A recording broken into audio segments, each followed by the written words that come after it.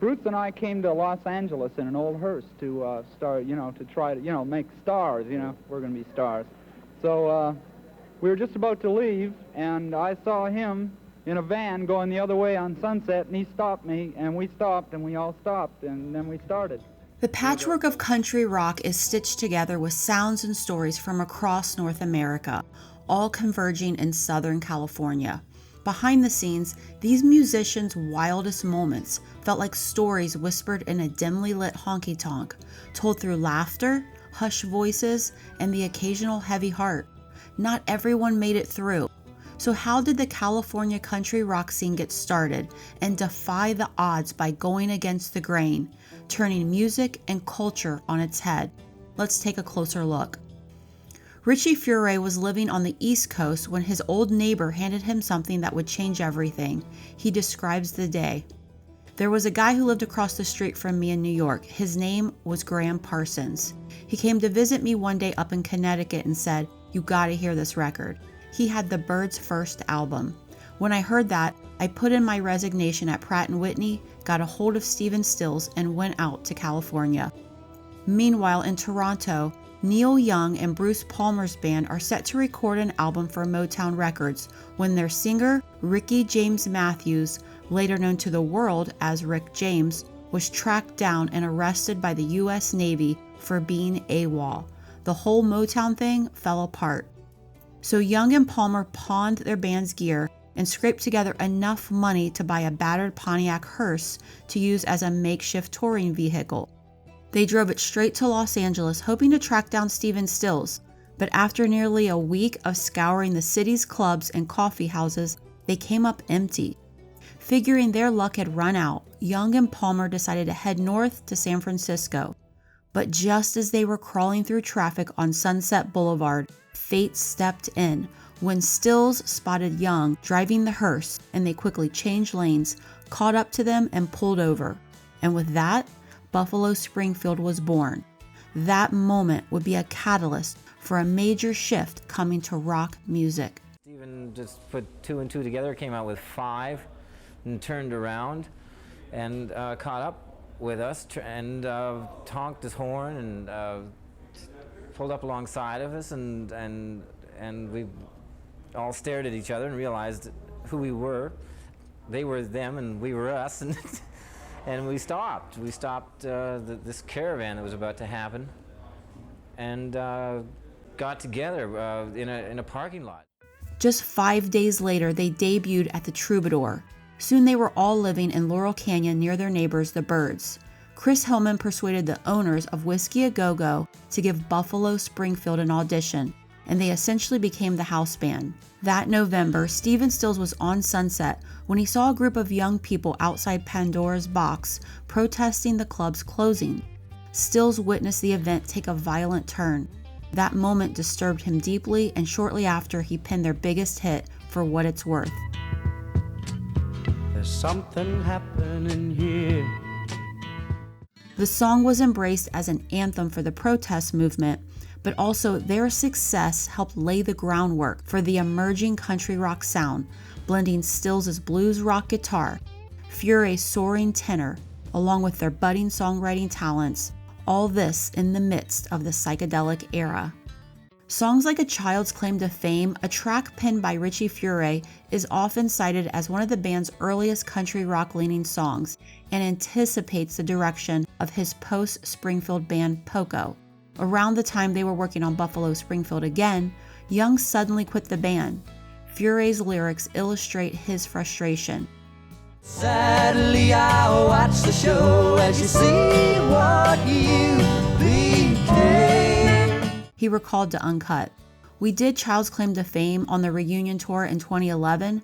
We were playing Santa Barbara. There's 5,000 people out there, and Neil stops. Hold up, he says. Richie, did you write this song about me? That's Neil for you. Yeah, when I wrote it, I was frustrated with the guy, but that's how we communicated with one another. In the midst of Buffalo Springfield's uncertainty, Richie Furay found stability in his relationship, writing Kind Woman as a sincere tribute to the woman who would become his wife. Rooted in his Midwestern upbringing and its ideals of deep, enduring relationships, The song became both the band's final recording and an early glimpse of the emerging country rock movement. It's an old-fashioned sign. Throughout 1967, Buffalo Springfield experienced a string of setbacks.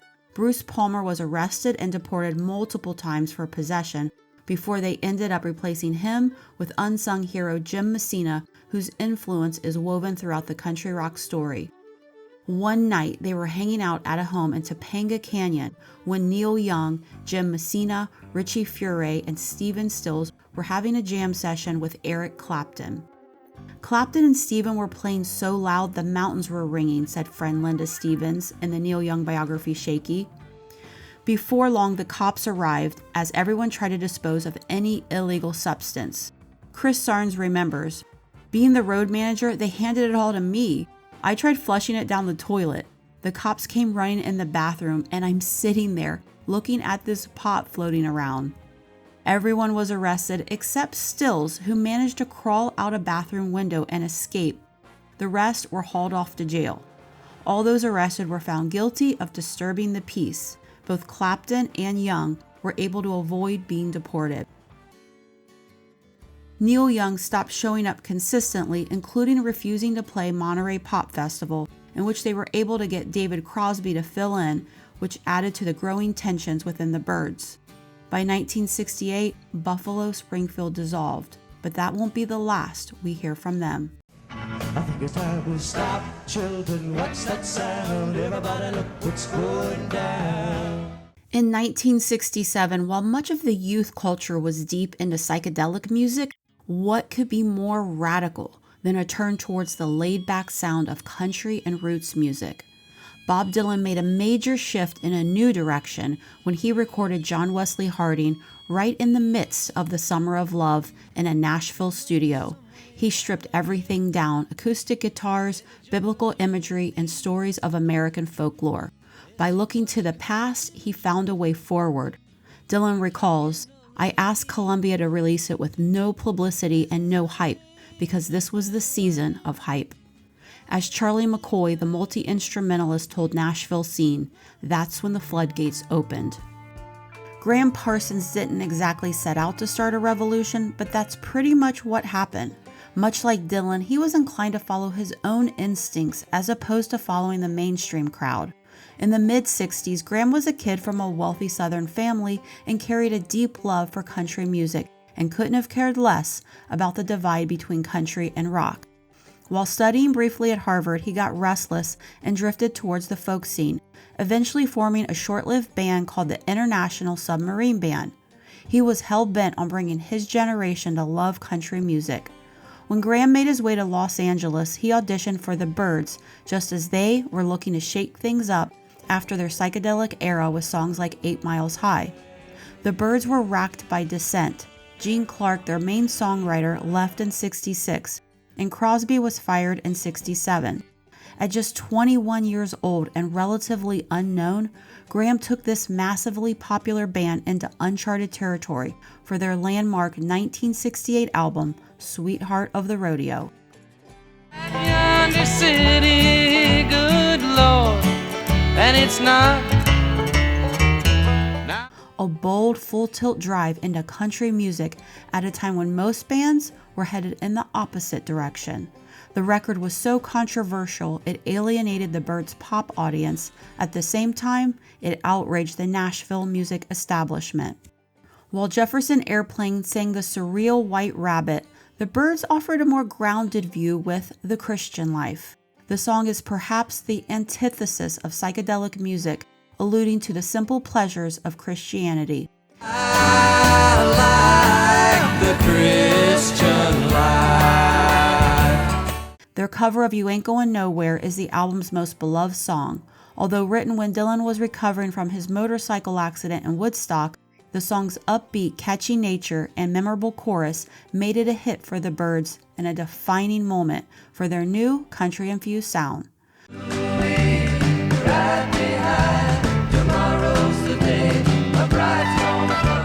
The Byrds notoriously played at the Grand Ole Opry in 1968 as they were met with derisive heckling, booing, and mocking calls of tweet tweet from the hostile Opry audience. Gram discusses the tense night. And the condition that they let us do it on was we were going to do our single, You Ain't Going Nowhere. And then I was going to do a Merle Haggard song because they wanted me to do something that the audience could identify with, seeing that they were going to have these long hairs on the Opry. And even though our hair was short at that period, we were considered long hairs because they knew what they were up to. They think they're really being big-hearted just because they patronize guys like Christopherson or, one or two guys with long hair.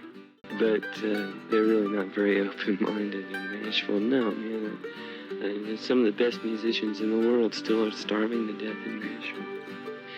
In May 1968, the band embarked on a European tour, and while in England, they met with Mick Jagger and Keith Richards. Parsons and Richards quickly strike up a friendship and begin hanging out and partying. At this point, Gram departs the Byrds and stays behind with Richards. While this Byrds lineup only lasted a mere 5 months, their time in country rock would prove to be monumental. Gram began teaching Keith Richards about country music. He helped pull the Rolling Stones into a country rock territory. Keith was captivated by Gram's deep love and knowledge of old country and gospel music, styles Keith admired but hadn't fully explored. That influence shows up clearly on Rolling Stones tracks like Honky Tonk Women, Wild Horses, and Sweet Virginia. But Gram wasn't done. He soon teamed up with the Byrds' Chris Hillman to form the Flying Burrito Brothers, blending a rock attitude with country soul. Parsons called it cosmic American music, something that wasn't neatly boxed in by a genre. Formed in 1968, they fused the spirit of Nashville and Bakersfield into something entirely new. Their 1969 debut, The Gilded Palace of Sin, was a real curveball for its time. When the world was still wrapped up in hippie culture and psychedelia, the Burritos appeared in rhinestone suits singing broken-hearted country ballads. They were later joined by multi-instrumentalist Bernie Leadon. Along with Sneaky Pete's wild, expressive pedal steel front and center, they reimagined Nashville through a Southern California lens. It wasn't slick and it wasn't polished.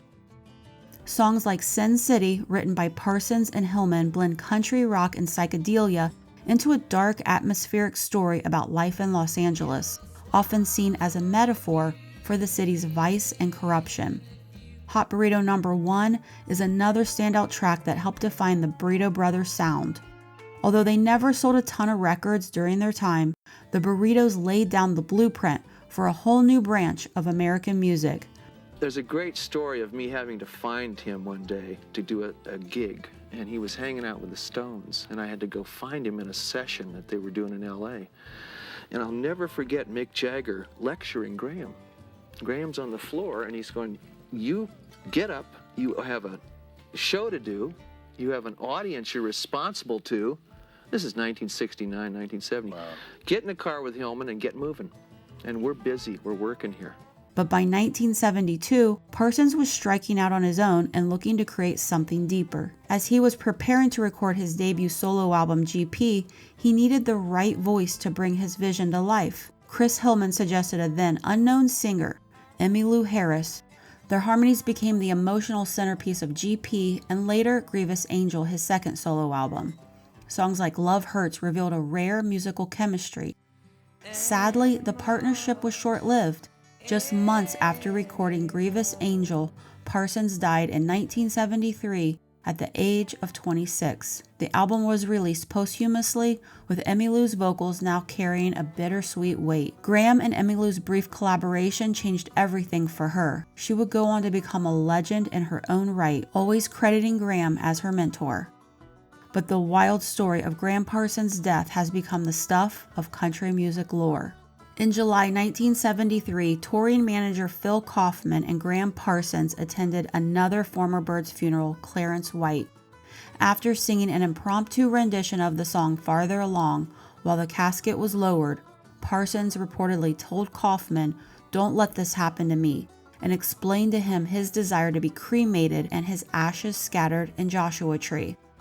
So when Gram died unexpectedly of an overdose just a couple of months later at the Joshua Tree Inn, Kaufman was determined to fulfill that wish come hell or high water. He found out that Gram's stepfather, Bob Parsons, had arranged for him to be buried in Louisiana, reportedly hoping to inherit Parsons' fortune via the state's law. Kaufman showed up at LAX in a hearse with Gram's assistant, Michael Martin, to intercept the body as he was about to be shipped to Louisiana. They tricked the airline by impersonating funeral home workers. Believing that the pair had been hired by the Parsons family, Western Airlines unbelievably released the body to them. When they go to load the casket in the hearse, they find it blocked in by a patrol car.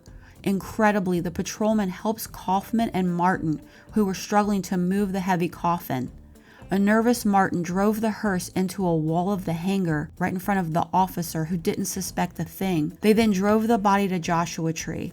Upon reaching the Caprock section of the park, they attempted to cremate Parsons by pouring gasoline in the coffin and throwing a lit match inside and leaving. An enormous fireball resulted, drawing the attention of nearby campers who called the police, who came to investigate.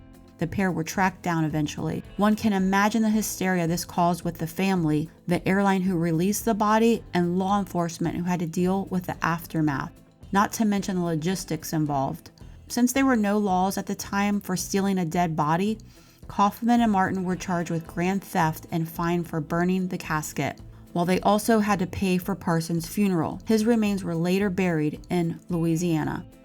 Though he never found massive fame during his lifetime, Gram Parsons was a guiding light leading future legends into the country rock spotlight and ultimately earning proper recognition and a cult following. You can't buy my love with money, 'cause I never was that kind. In the mid-1960s, Linda Ronstadt left Tucson and became a rising star in the Los Angeles folk rock scene, fronting the Stone Ponies. With her striking voice and girl next door image, she quickly gained popularity with their breakout hit Different Drum in 1967, a song written by Michael Nesmith prior to him joining the Monkees. She shifted to a solo career and developed a knack for spotting good songs to cover and good musicians to work with. Ronstadt released her first solo album, Hand-Sewn, Homegrown, in 1969, with songs like Silver Thread and Golden Needles. Silver threads and golden needles cannot mend this heart of mine. It has been called the first alternative country record by a female recording artist. While playing at the Troubadour, she was impressed with a few musicians who eventually joined her touring band, including Glenn Frey and Don Henley. Bernie Leadon and Randy Meisner also played in her backing band. It was at Linda's suggestion that Glenn and Don hire Bernie and Randy when they were forming the Eagles. In 1973, Ronstadt recorded her version of Desperado, released just months after the Eagles' version.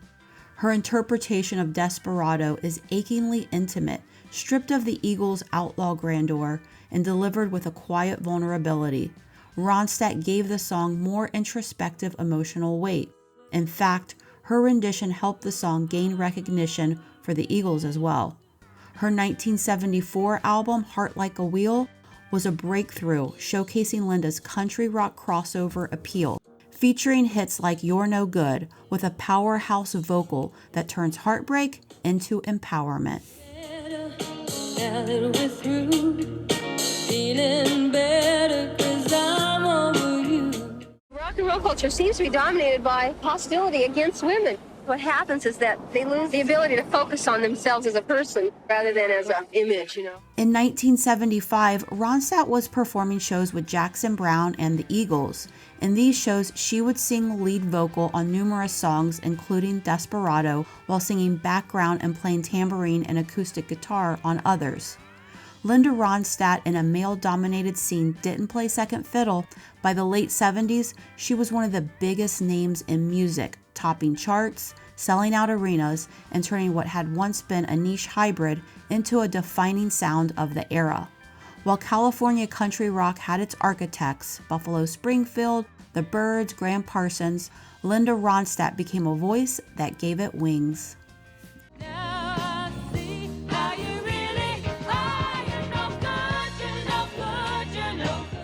In the wake of the success of After the Gold Rush, Neil Young headed to Nashville to appear on the Johnny Cash Show. While in town, he met a group of session musicians who would become the backbone of the Harvest sound. Dubbed the Stray Gators, their intuitive playing gave the album its loose, earthy feel. In 1972, Neil Young released Harvest, a quiet, introspective album that would become a defining moment for country rock. It didn't shout, it didn't posture. Instead, it deeply resonated, becoming the best-selling album of the year and reshaping the possibilities of what country-infused rock could be. Among the standout tracks are Heart of Gold. Built around a simple acoustic strum and a haunting harmonica line, it featured backup vocals from Linda Ronstadt and James Taylor. The song captured a universal longing, a search for something pure. That sincerity struck a nerve. The song became Neil Young's first and only #1 hit in the U.S. I wanna live, I wanna give, I've been a... Then there's Old Man, written about the caretaker of the Northern California ranch Young had recently purchased. The track is built on an open-hearted acoustic rhythm, with James Taylor contributing delicate banjo-style guitar and Ronstadt again providing harmonies. It's a song that bridges generations, personal yet instantly relatable. Old man, look at my life, 24 and there's so much more. With steel guitar sitting alongside orchestral arrangements and Nashville's twang wrapped in California's laid-back style, Neil Young elevated country rock with quiet depth and mainstream reach.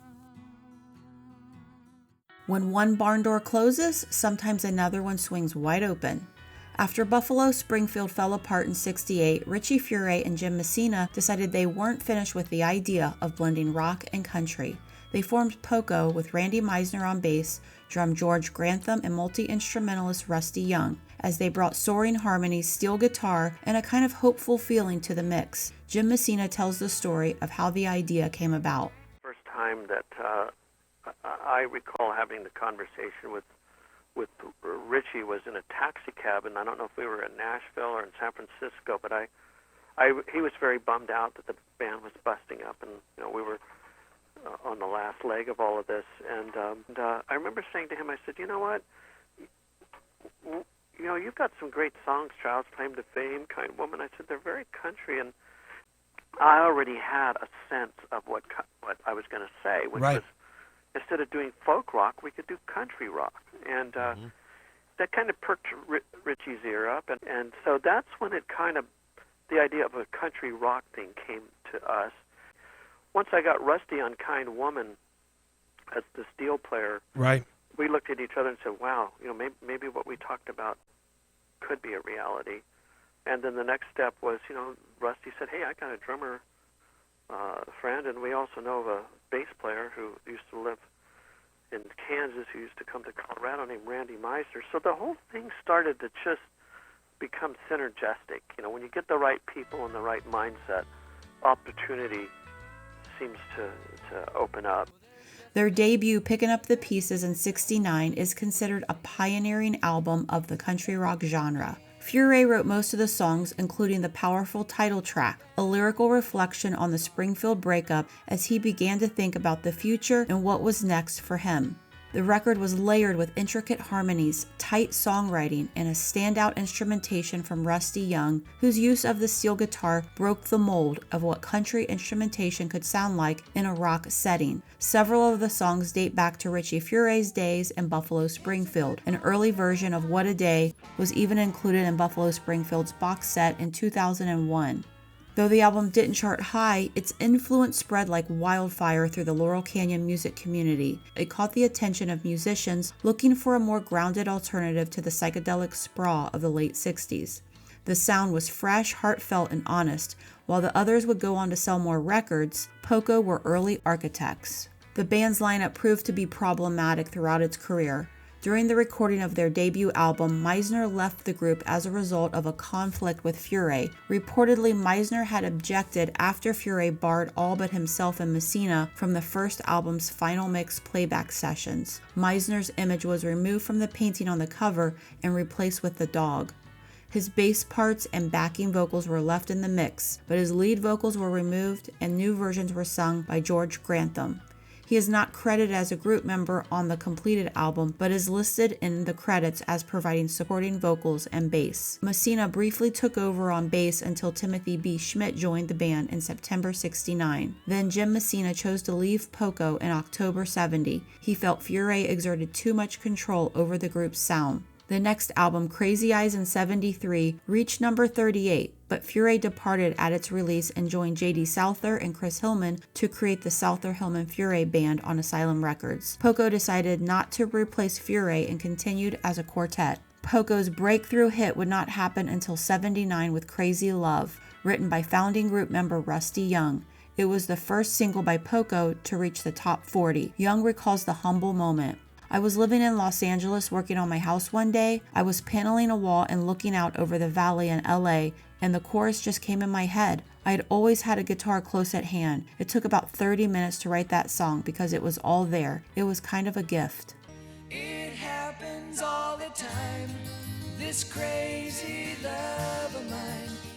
When Jim Messina departed Poco, he was also anxious to get off the road and return to his career in studio production at Columbia Records. That's when Kenny Loggins entered the picture, a young unknown songwriter and a voice that could move between gentle folk and soulful. Messina describes their first meeting. Well, I first was introduced to Kenny. He was supposed to meet me and bring a tape of his recording so I could hear. But when he showed up, he came to dinner. My wife and I had him over for dinner. We lived in Hollywood. And when he showed up, he came in. Hey, I'm Kenny Loggins. Nice to meet you. Come on in, sit down. And we chatted. And I said, so, got something to play? And he goes, actually, I don't. And I said, your brother had said you had a tape. He said, yeah, I don't know what happened to that tape. It's not around. And I said, well,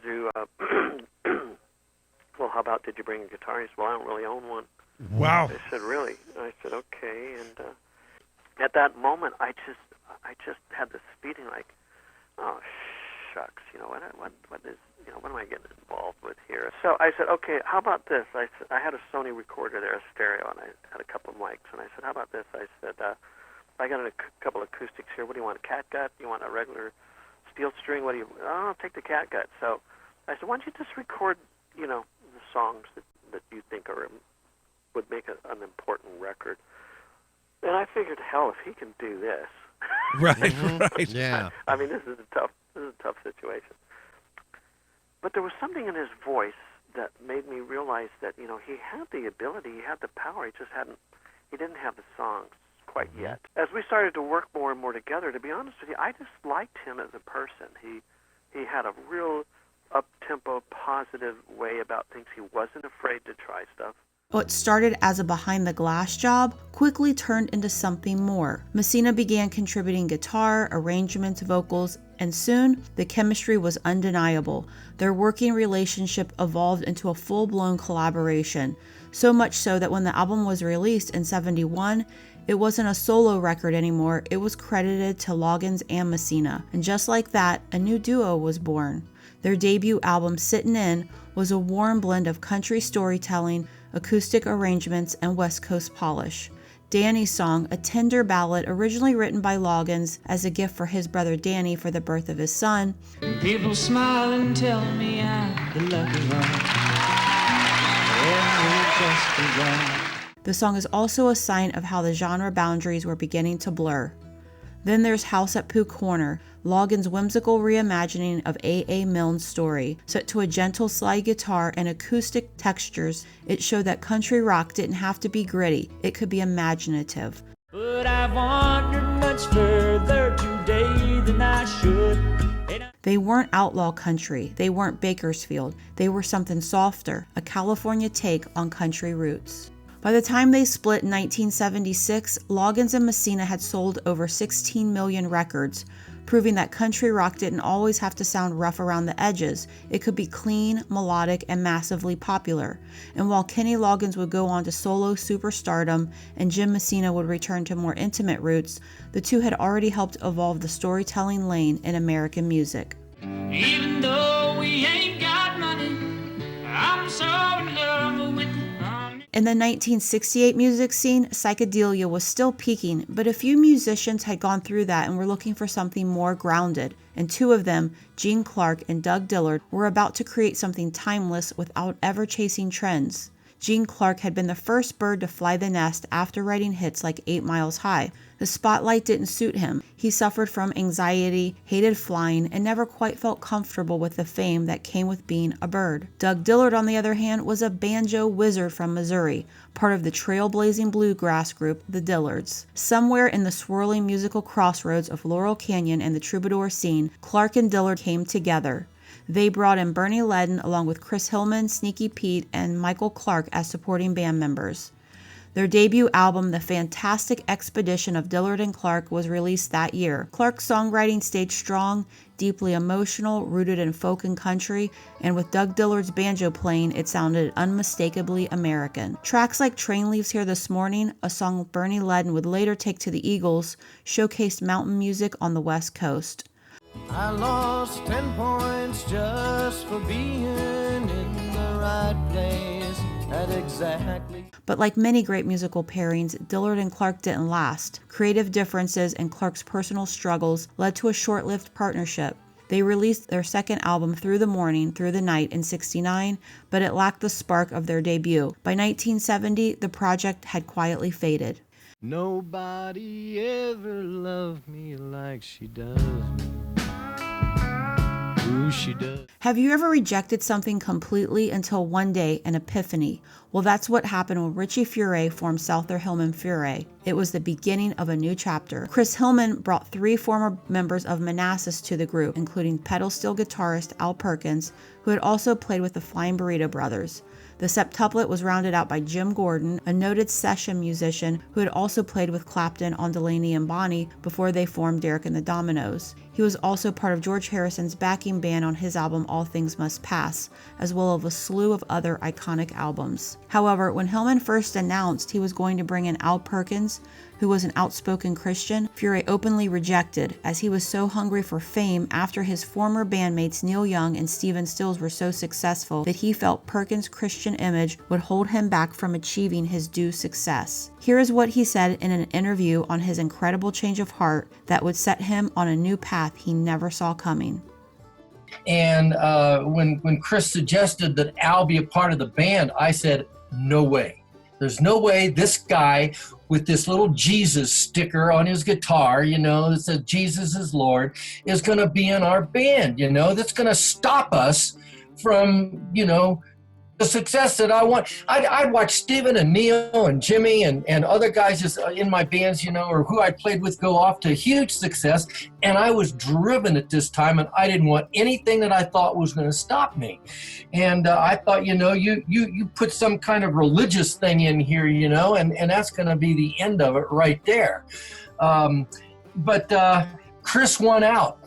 And Al could have been anything. He could have been a womanizer. He could have been a drug addict. He could have been an alcoholic. He could have been anything, but he was a Christian. And that's why I didn't want him in the band.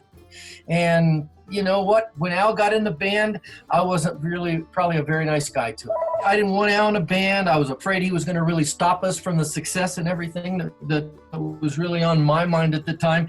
And, and I did. I kind of shied away from him, stayed away from him, but somehow or another things just worked out, and Al led me to the Lord. The band had a substantial hit in '74 with its self-titled first album, which was certified gold, along with the single Fallen in Love, which made it to 27. Furay would leave the band in an attempt to save his family during the recording of their second album.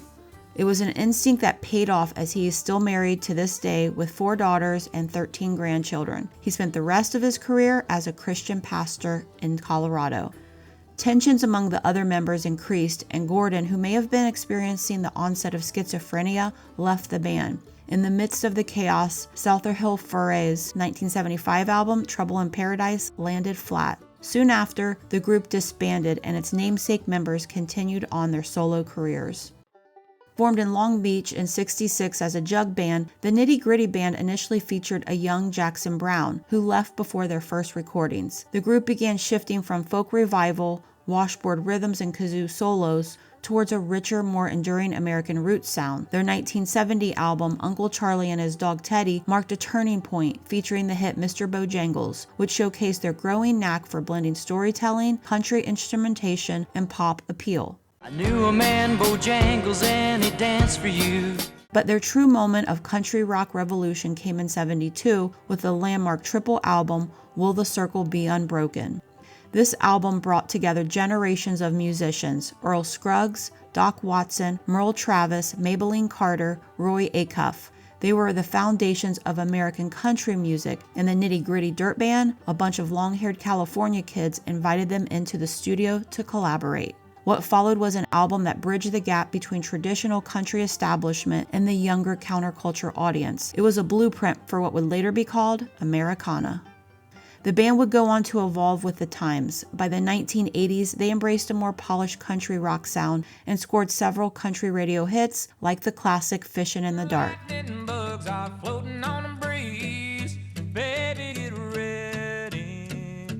Their journey from jug band curiosities to elder statesmen of Americana is a reminder that sometimes magic happens with a respectful nod to what came before. Get your mind off winter time. You ain't going nowhere. Long before alt country was a playlist category, before Americana was a Grammy category, there was a man in a wool hat with country rock leanings on national television. That man was Michael Nesmith. And while most people knew him as the quirky guitarist in the Monkees, his country rock legacy was right around the corner. After the Monkees ended, Nesmith finally had the freedom to create his own flavor of country rock. In 1970, he formed the first national band alongside Red Rhodes, a pedal steel virtuoso who would help define the band's sound. The first album, Magnetic South, was like nothing else at the time. Nesmith leaned into the weird writing songs that were both quirky and cowboy.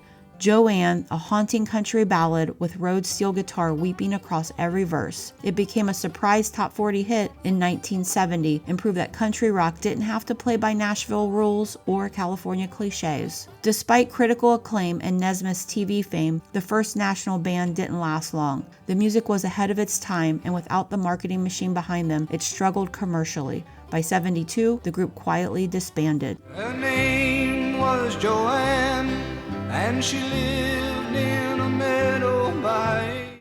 Just as Linda Ronstadt was carving out her sound, a few of the fellows backing her up were quietly sketching the blueprint for what would become one of the biggest country rock bands of all time, the Eagles. Many of these musicians were intertwined in so many ways like family, and they all found home at the Troubadour, just a short drive from their Laurel Canyon homes. So when the Eagles were forming, they picked up Bernie Leadon, who had recently left Flying Burrito Brothers, and Randy Meisner, who left Poco. After Bernie left the Burritos and helped form the Eagles in '71, he brought that sound with him like a secret ingredient. His love for acoustic, banjo, and pedal steel and these wide-open country harmonies became a core part of the Eagles' early identity. You can hear it from the start with songs like Take It Easy and Peaceful Easy Feeling. I like the way you spark. As the Eagles moved towards rock and more away from their country rock sound, Bernie got more and more disenchanted. It all came to a head when his dissatisfaction boiled over one night when Fry was talking animatedly about the direction they should take next, and Leadon poured a beer over Fry's head and said, "You need to chill out, man."